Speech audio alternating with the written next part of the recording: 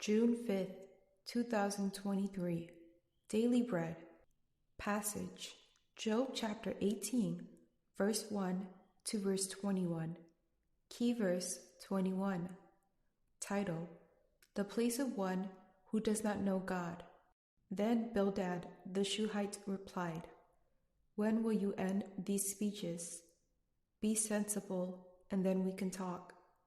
Why are we regarded as cattle and considered stupid in your sight? You who tear yourself to pieces in your anger, is the earth to be abandoned for your sake? Or must the rocks be moved from their place?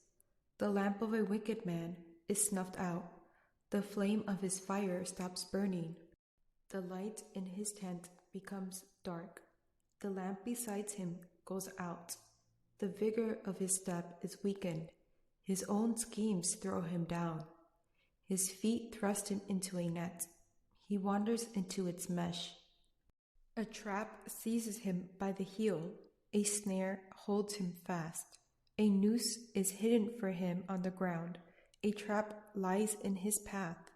Terrors startle him on every side and dog his every step. Calamity is hungry for him. Disaster is ready for him when he falls. It eats away parts of his skin. Death's firstborn devours his limbs. He is torn from the security of his tent and marched off to the king of terrors. Fire resides in his tent. Burning sulfur is scattered over his dwelling. His roots dry up below, and his branches wither above. The memory of him perishes from the earth. He has no name in the land.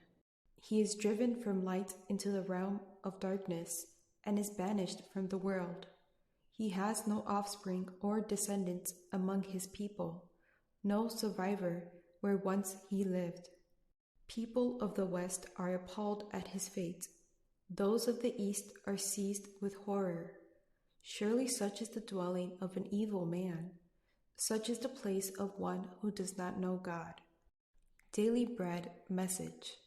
Taking up again his insistence that Job is being punished as a sinner, Bildad uses poetic language to reiterate and call new attention to Job's sufferings.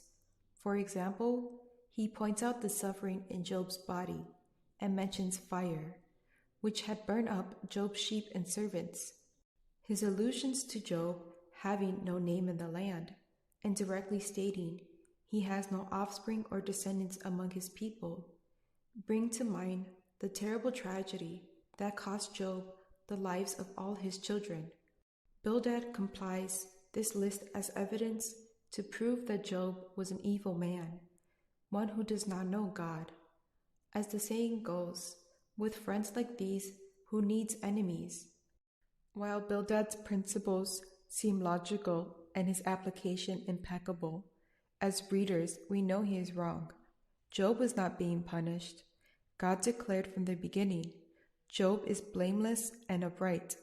The fact is, although Bildad can deliver a fiery message of judgment and condemnation, it is he who is speaking as one who does not know God.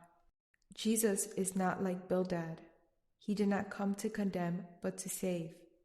Jesus did not crush bruised reeds or snuff out smoldering wicks, but brought good news to the poor. We are recipients of this good news. Let's be like Jesus. Prayer. Father, thank you for the good news you gave us in Jesus. Help us be like him, not Bildad.